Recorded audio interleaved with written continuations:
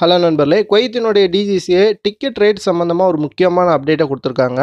அடுத்ததா ஒரு மகிழ்ச்சியான செய்தி. 60 வயதினருக்கான விசா புதுப்பிப்பது சம்மந்தமாக ஃபத்வா மற்றும் சட்டத்துறை வந்து மீண்டும் மறு ஆய்வு செய்யணும் அப்படின்ட்டு ஒரு செய்திய வெளியிட்டிருக்காங்க. இது என்ன அப்டேட்டுன்னு வந்து பார்த்துருவோம். அதற்கு முன்பு குவைத்திலேருந்து புதிய விசாக்கள் வந்து யாருக்காவது இஷ்யூ பண்ணப்பட்டுச்சு. அந்த விசா வந்து ஒரிஜினலா இல்லையா அப்படின்ட்டு வந்து எப்படி கண்டுபிடிக்கிறதுன்ட்டு நிறைய நண்பர்கள் தொடர்ந்து கேள்வி கேட்டுக்கிட்டே இருக்கீங்கன்னு நினைக்கிறேன். இதற்கு வந்து பதில் என்ன அப்படின்னா, குவைத்தினுடைய விசாக்களை வந்து கூகுள்லேயோ அல்லது எந்த ஒரு வெப்சைட்லேயுமோ நீங்கள் போயிட்டு வந்து பார்க்க முடியாது. இது ஒரிஜினலா இல்லையா அப்படிங்கிறத.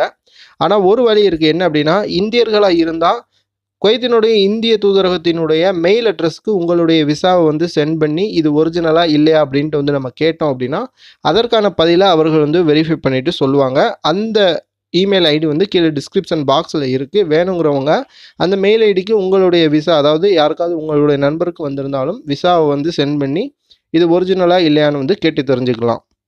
அதேபோல் குவைத்தில் இருக்கக்கூடிய இந்திய தொழிலாளர்களுக்கு பிரச்சனையோ அல்லது ஏதாவது அவர்களுக்கான டவுட்டை வந்து கேட்கணும் இந்திய தூதரகத்திட்ட அப்படின்னா, இதற்காக வந்து வாட்ஸ்அப் தொலைத்தொடர்பு எண் வந்து எப்போவுமே ஆக்டிவில் இருக்கும். ஆனால் உடனடியாக ரிப்ளை பண்ண மாட்டாங்க. நீங்கள் ஒரு கொஸ்டின் கேட்டிங்க அப்படின்னா கண்டிப்பாக அதற்கு வந்து ஆன்சர் கொடுப்பாங்க. அந்த வாட்ஸ்அப் நம்பரும் வந்து கீழே டிஸ்கிரிப்ஷன் பாக்ஸில் கொடுத்துருக்கேன். வேணுங்கிறவங்க சேவ் பண்ணி சேட்டிங் மூலமாக வந்து உங்களுடைய எந்த டவுட்டையும் வந்து கேட்டு தெரிஞ்சுக்கலாம். அடுத்ததாக குவைத்தினுடைய பப்ளிக் அத்தாரிட்டி ஆஃப் மேன் பவருக்கு குவைத்தினுடைய ஃபத்வா மற்றும் சட்டத்துறை 60 வயதை கடந்தவர்களுக்கு ஃபிக்ஸ் பண்ணப்பட்ட இந்த 500 தினாரை மீண்டும் மறு ஆய்வு செய்யுங்க அப்படின்ட்டு வந்து ஒரு அறிவிப்பு வெளியிட்டிருக்காங்க. அதே நேரத்தில் இன்சூரன்ஸ் போடுவது சம்மந்தமாக எந்த ஒரு பிரச்சனையும் இல்லை என்பதாகவும் வந்து தெரிவிச்சிருக்காங்க. ஆனால் ஒரு குறிப்பிட்ட வயதினருக்கு இந்த அமௌண்ட்டை வந்து ஃபிக்ஸ் பண்ணுறது வந்து குவைத்தினுடைய சட்டத்தில் இடம் இருக்கா அப்படிங்கிற கேள்வியை எழுப்பி இதை மீண்டும் வந்து மறு ஆய்வு செய்யுங்க அப்படின்ட்டு வந்து சொல்லியிருக்காங்க.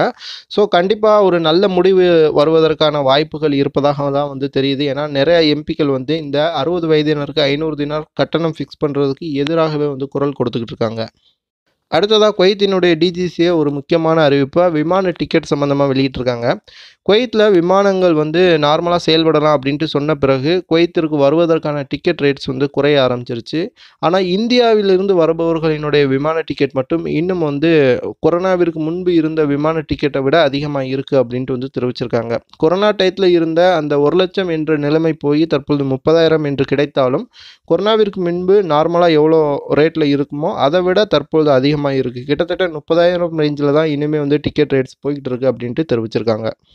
அதே நேரத்தில் இது டிசம்பரில் வந்து இன்னும் குறையும் என்பதாகவும் வந்து ஒரு மகிழ்ச்சியான செய்தியும் வெளியிட்டிருக்காங்க.